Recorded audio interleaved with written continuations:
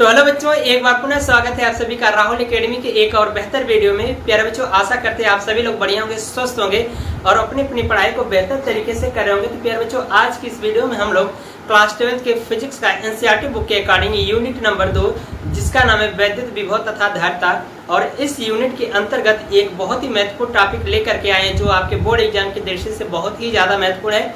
हर साल आपके बोर्ड के एग्जाम में 5 नंबर के ये क्वेश्चन पूछा जाता है। तो प्यारे बच्चों, वीडियो शुरू करने से पहले यदि आप हमारे YouTube चैनल पर नए आए होंगे तो चैनल को सब्सक्राइब कर लीजिए, वीडियो पूरा देखिए। वीडियो यदि आपको पसंद आती है तो वीडियो को लाइक करिए और साथ ही साथ चैनल को सब्सक्राइब करना ना भूलिएगा।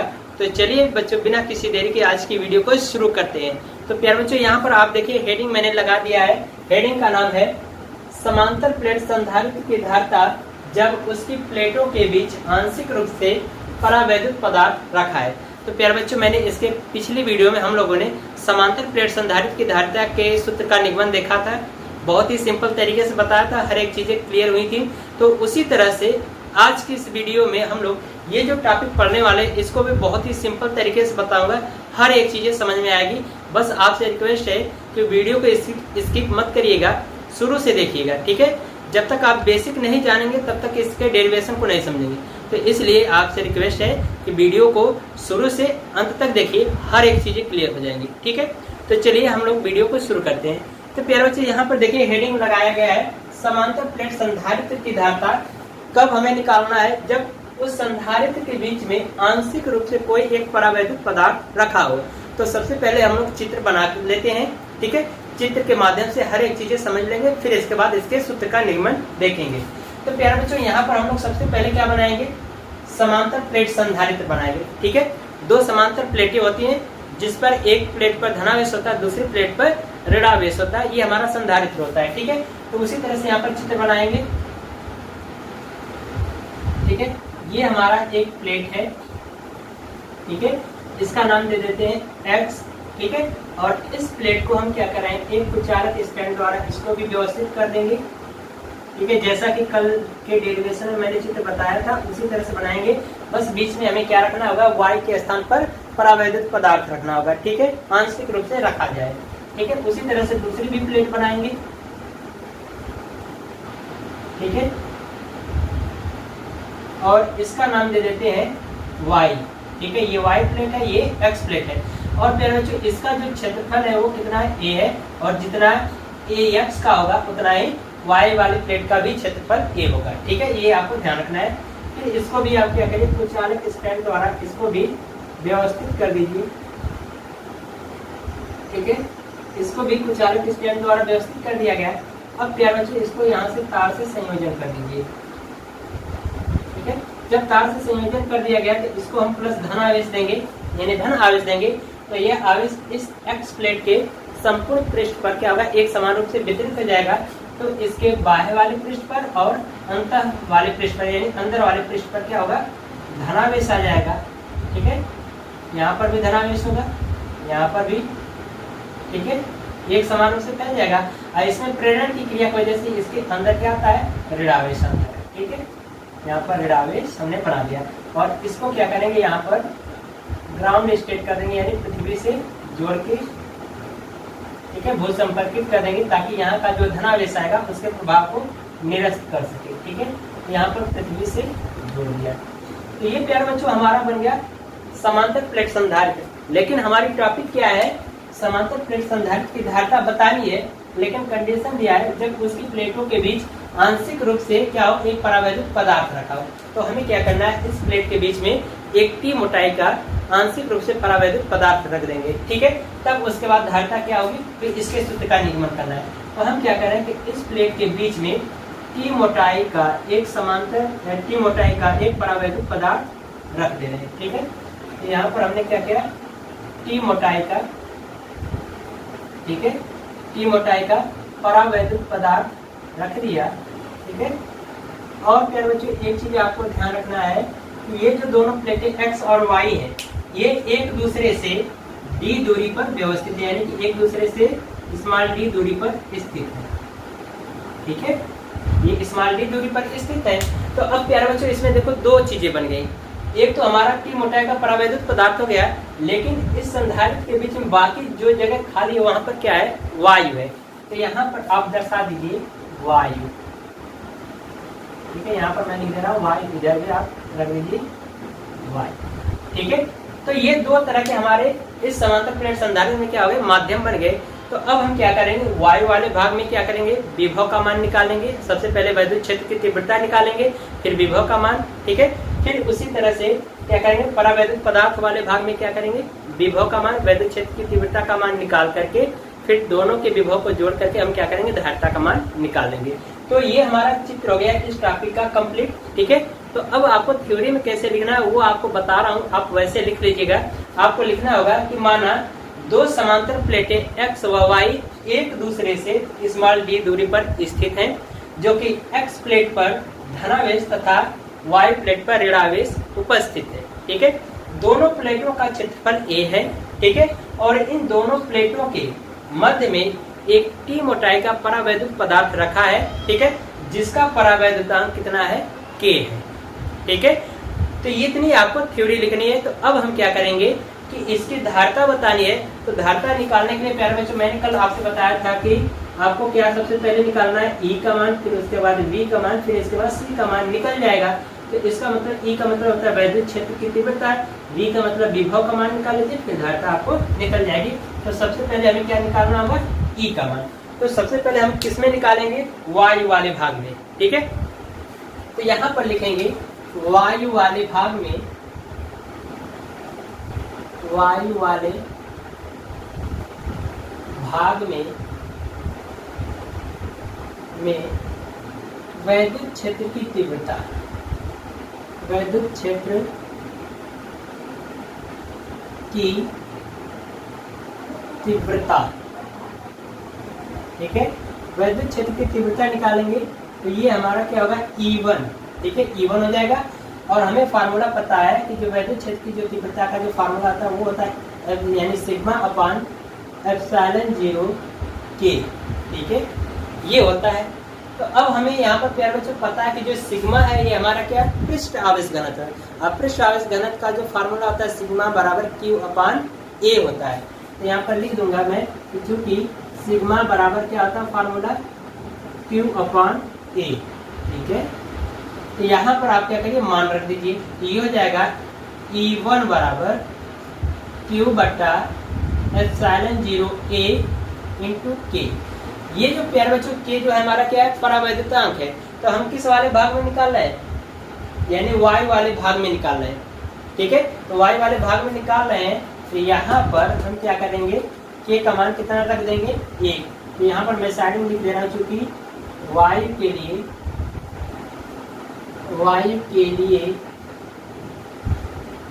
ठीक है, K बराबर कितना रखना होगा हमें, 1, क्योंकि वायु का परावैद्युतांक का मान कितना होता है, 1 होता है। हम यहाँ पर 1 रख देंगे। ये हो जाएगा E1 बराबर Q अपान एप्सिलॉन 0 A और गुणे K का मान 1। तो गुणा करा देंगे तो मान में कोई प्रभाव नहीं पड़ेगा। तो ये हो जाएगा आपका E1 बराबर Q अपान एप्सिलॉन 0 A। इसको मान लो समीकरण नंबर 1, ठीक है। तो हमने वायु वाले भाग में क्या पता कर लिया, वैद्युत क्षेत्र की तीव्रता का मान। अब हमें क्या पता करना है, विभव का मान। तो लिखेंगे इसी भाग में, इसी भाग का मतलब कि ये वायु वाला जो भाग है उसकी बात किया जा रहा है। तो लिखेंगे इसी भाग में वैद्युत विभव, ठीक है। यहाँ पर निकालेंगे इसी भाग में, इसी भाग में वैद्युत विभव, वैद्युत विभव, ठीक है। तो इसी भाग में वैद्युत विभव निकालेंगे तो ये हो जाएगा V1 बराबर E1 इंटू या गुणे D। तो E1 हमें पता है लेकिन D का मान नहीं पता, तो आपको D का मान कैसे निकाला जाएगा। देखो ये जो दोनों प्लेटें प्यारे बच्चों जो है ये एक दूसरे से कितनी दूरी पर स्थित है, D दूरी पर है, और बीच में T मोटाई का परावैद्युत पदार्थ रखा गया है। तो हमें वायु वाले भाग का मान चाहिए, यानी इस वाले भाग का मान हमें चाहिए, है ना। तो इस वाले भाग का मान चाहिए तो हम क्या करेंगे, D में से T को घटा देंगे तो हमें वायु वाले भाग का मान यानी दूरी पता चल जाएगी। तो हम क्या करेंगे, इसमें से डी में से टी को घटा देंगे, तो यहाँ पर दूरी की जगह पे क्या रखेंगे, डी माइनस टी रखेंगे। तो ये हो जाएगा V1 बराबर E1 का मान यहाँ से रख दीजिए Q अपॉन एप्सिलॉन 0 A, ठीक है। समीकरण 1 से E1 का मान रख दीजिए। अब बोले D का मान कितना है, यहाँ से हमने y वाले भाग के लिए निकाला है, तो D में से T को घटा देंगे तो ये मान पता चल जाएगा y वाले भाग का, ठीक है। तो ये हमें पता चल गया वैद्युत विभव किसमें, y वाले भाग में, ठीक है। ये मान लो समीकरण नंबर, ठीक है। अब हम क्या करें कि वैद्युत क्षेत्र की तीव्रता अब कहाँ पे निकालेंगे, परावैद्युत पदार्थ वाले के लिए, ठीक है। यानी परावैद्युत पदार्थ वाले भाग में वैद्युत क्षेत्र की तीव्रता निकालेंगे, विभव का मान निकालेंगे। जो ये विभव होगा, ठीक है, वायु वाले भाग का, और जो परावैद्युत पदार्थ वाले भाग का होगा, दोनों को जोड़ देंगे तो हमें कुल विभव का मान पता चल जाएगा इस समांतर प्लेट संधारित्रों के बीच में, ठीक है। तो इतना आप पहले स्क्रीनशॉट ले लीजिए, इसको मैं रख करूंगा, ठीक है। तो इसको आप नोट करें, नोट कर लिया। तो चलिए मैं यहां से रफ कर रहा हूं अब,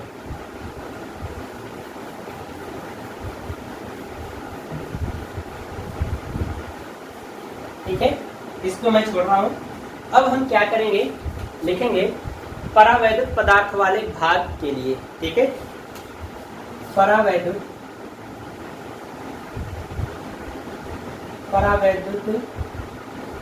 पदार्थ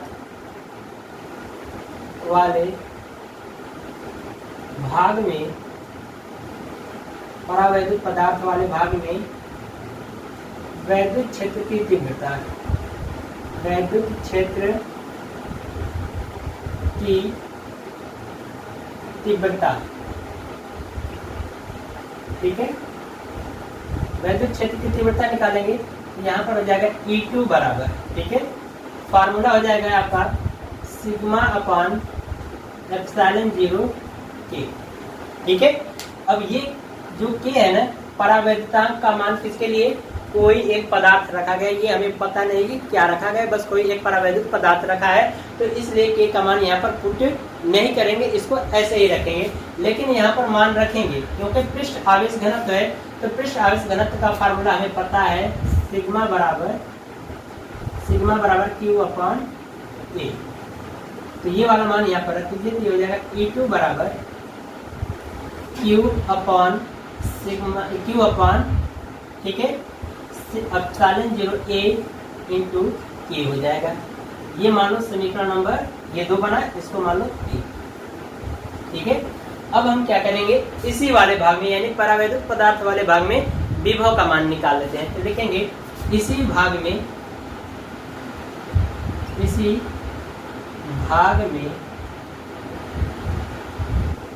वैद्युत विभव,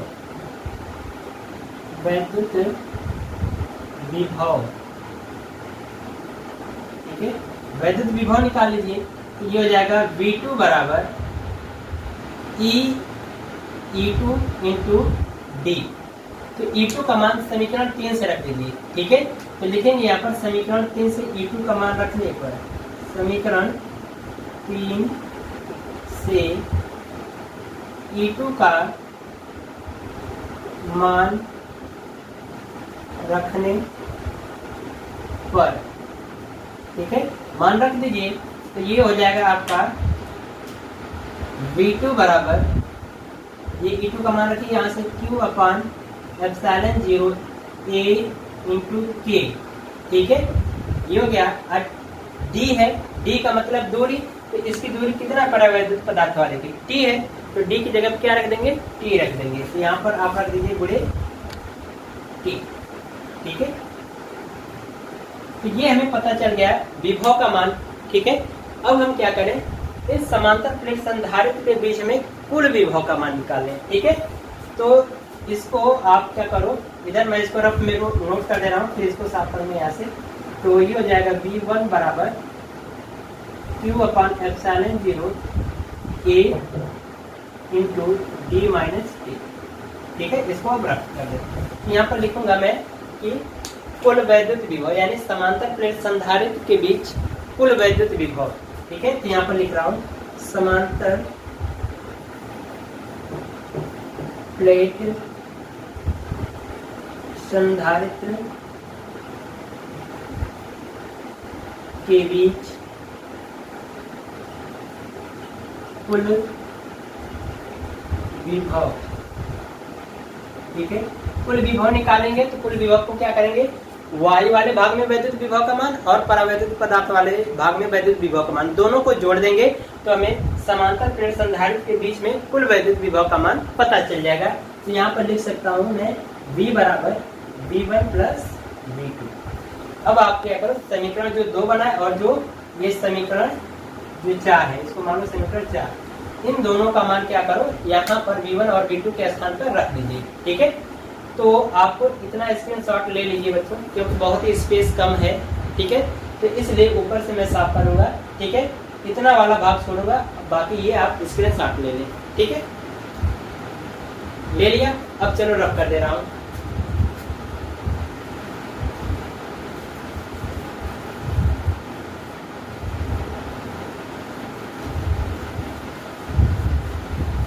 ठीक है, तो अब मैं क्या कर रहा हूँ कि यहाँ पर समीकरण 1 से जो बना है फार्मूला V1 का मान वो रखूंगा और यहाँ से 2 का रखूंगा V2 का मान। तो ये हो जाएगा V बराबर V1 का मान था आपका Q upon epsilon 0 A into D का मान था D माइनस T, ठीक है। अब प्लस V2 का मान यहाँ से रख दीजिए Q बटा एप्सिलॉन 0 A इंटू K, ठीक है, इंटू T। ये है, ये मान है हमारा V2 का मान।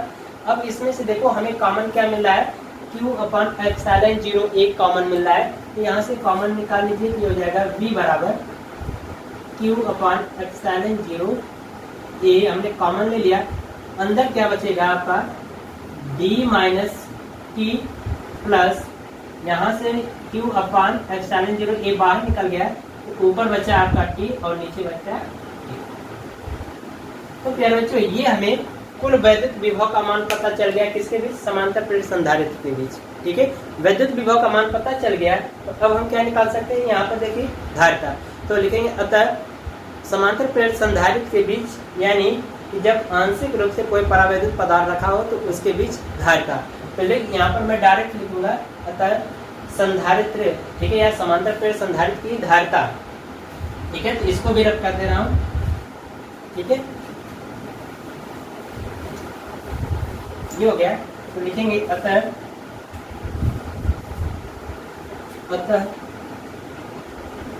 धारिता बराबर, यानी धारिता, किसकी धारिता, इस समांतर प्लेट संधारित्र की धारिता बता रहे हैं जब प्लेटों के बीच आंशिक रूप से कोई परावैद्युत पदार्थ रखा गया है तब, उसके लिए, ठीक है।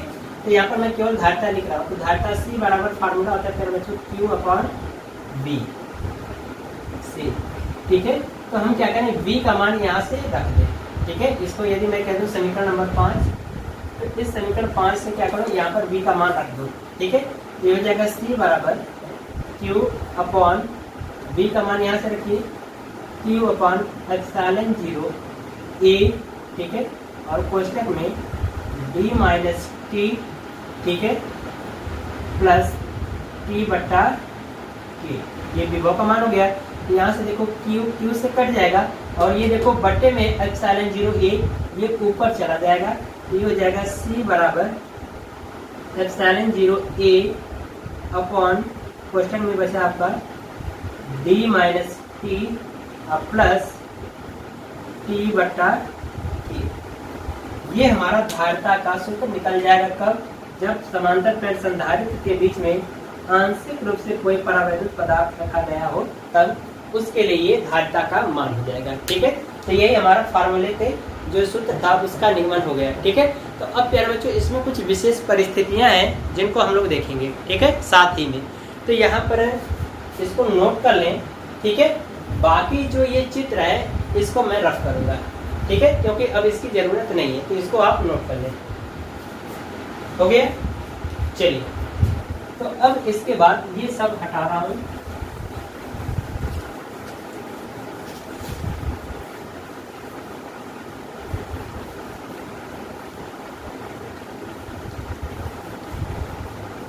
अब हम लोग यहाँ पर देखेंगे विशेष परिस्थितियां, ठीक है, विशेष परिस्थितियां,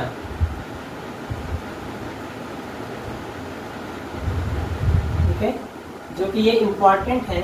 ठीक है, पेपर में आपसे इन पर आधारित न्यूमेरिकल जो सूत्र निकलेंगे उन पर आधारित न्यूमेरिकल्स आते हैं। ठीक है, तो इसलिए ये भी मैं आपको कंप्लीट कराऊंगा। ठीक है, परेशान होना नहीं, आपको हर एक चीज़ मैं बताऊंगा। बस आपसे रिक्वेस्ट है कि चैनल को हमारे सब्सक्राइब कर लीजिए, जिससे आपके बोर्ड के एग्जाम की तैयारी बेहतर से बेहतर मैं आपको करा सकूँ। ठीक है, तो ये चीज़ें, तो चलिए यहाँ पर विशेष परिस्थितियों में हम लोग पहले पॉइंट में लिखेंगे, जो कि चित्र प्यार में मैं रफली आपको यहाँ पर बना के दिखा दे रहा हूँ। ये दो समांतर प्लेटें संधारित हो जा रहे हैं। ठीक है, और प्यारे बच्चों इनके बीच में क्या था, कोई एक परावैद्युत पदार्थ रखा गया है। ठीक है, यही बनाया गया था, जो कि यहाँ पर Q आवेश दिया गया है और यहाँ पर पृथ्वी से जोड़ा गया था। ठीक है, तो हम मान ले रहे हैं कि ये जो परावैद्युत पदार्थ है, ठीक है, इसकी मोटाई कितनी T है और ये जो प्लेटें एक दूसरे से D दूरी पर स्थित है। तो हम मान लेते हैं कि इस समांतर प्लेट संधारित्र के बीच में संपूर्ण भाग पर क्या हो, परावैद्युत पदार्थ रखा हो तब। ठीक है, तो यहाँ पर लिखेंगे जब संधारित्र के बीच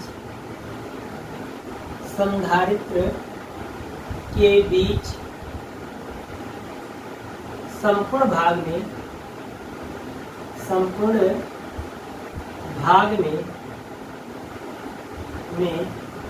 परावैद्युत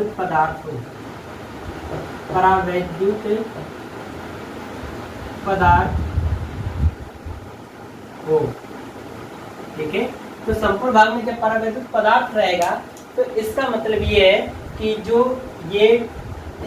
परावैद्युत पदार्थ की जो मोटाई होगी वो किसके बराबर हो जाएगी, D के बराबर हो जाएगी। तो हम कह सकते हैं कि जो D होगा वो किसके बराबर हो जाएगा, T के बराबर हो जाएगा।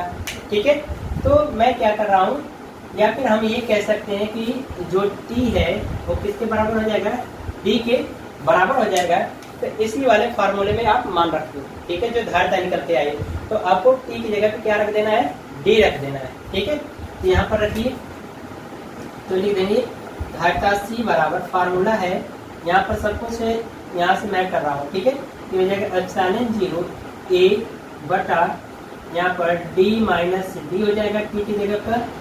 ठीक है, प्लस T की जगह फिर क्या रख देंगे, D अपॉन T। ठीक है, तो ये D से कट जाएगा और ये T कहाँ पर चला जाएगा, ऊपर चला जाएगा। तो हो जाएगा C बराबर epsilon 0 A into K upon D। ये हमें फार्मूला निकल गया। कब, जब संपूर्ण भाग में क्या हो, परावैद्युत पदार्थ रखा गया हो इस प्लेट के बीच में। ठीक है, अब दूसरी कंडीशन के अनुसार यहाँ पर देखो, इधर बता रहा हूँ दूसरी पॉइंट में। अब मैं मान लेता हूँ कि ये जो परावैद्युत जो पदार्थ रखा गया है ये किसका हो, धातु का हो। ठीक है, तो लिखूंगा यहाँ पर जब संधारित्र के बीच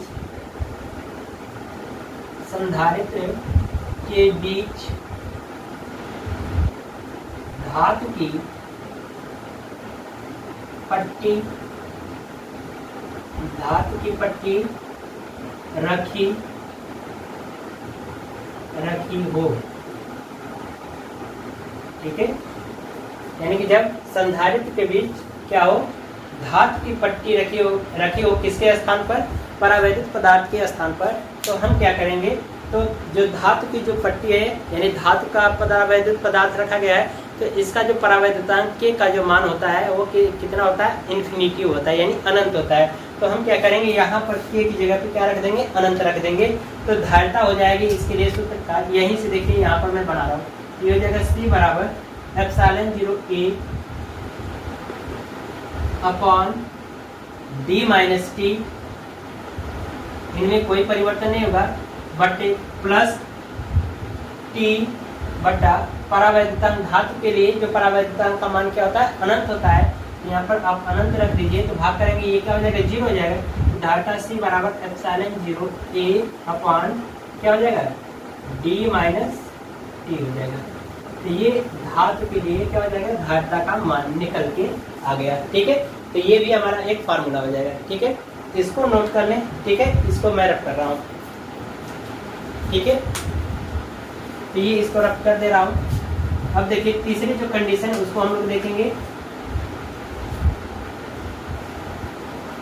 तीसरी कंडीशन प्यारे बच्चों ये है कि जो ये परावैद्युतांक जो पदार्थ रखा गया है, इस समांतर प्लेट संधारित्र के बीच में अलग अलग धातु की अलग अलग पट्टियां रखी गई हो, ठीक है, जिनकी मोटाइयां क्रमशः T1, T2, T3 है और उनका जो परावैद्युतांक का जो मान है वो क्या हो, K1, K2, K3, ठीक है।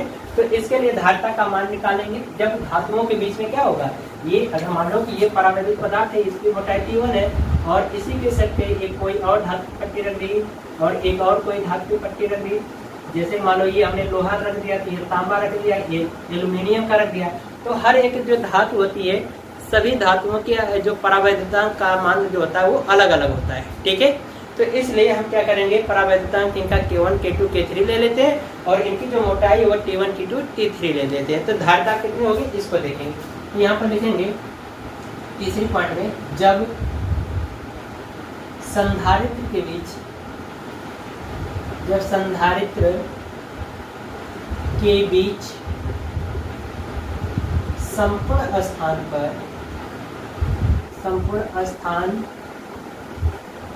पर धातु की अलग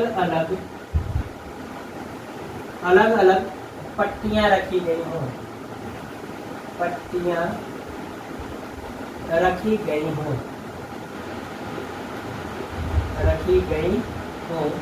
तब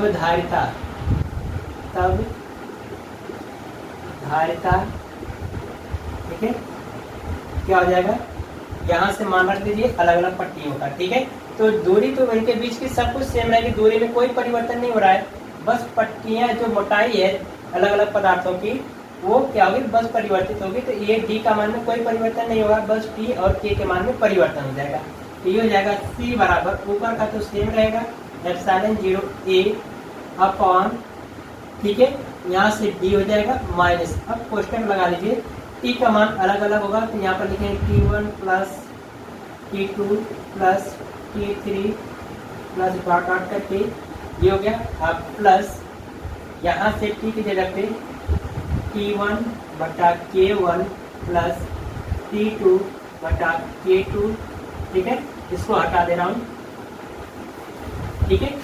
ये plus T3 upon K3 plus dot dot, ठीक है। ये हमारा क्या हो जाएगा, धारिता के लिए सूत्र का नियमन हो जाएगा। कब, जब इस समांतर प्लेट संधारित्र के बीच में धातु की अलग अलग मोटाई की अलग अलग पट्टियां रखी गई हो, तब उसके लिए धारिता का ये सूत्र हो जाएगा। तो इस तरह से प्यारे बच्चों जो आज की जो हमारी टॉपिक है वो संपूर्ण तरह से कंप्लीट होती है। तो आशा करते हैं प्यारे बच्चों हर चीज़ आपको समझ में आया होगा। यदि आपको थोड़ा सा भी डाउट होगा तो एक बार वीडियो को बैक करके उसको जरूर देखिएगा। इसके पहले की जो मैंने जो वीडियो प्रोवाइड किया है आपको, उसका लिंक डिस्क्रिप्शन में दे दूंगा, उसको आप जरूर देखिएगा। वो वाला क्वेश्चन और ये वाला क्वेश्चन दोनों में से एक आपके 100% बोर्ड के एग्जाम में 5 नंबर का आता है और साथ ही साथ इन पे न्यूमेरिकल्स भी आता है, ठीक है। तो प्यारे बच्चों चलिए मिलते हैं इसी तरह से अगली वीडियो में, तब तक के लिए गुड बाय, थैंक यू, जय हिंद बच्चों।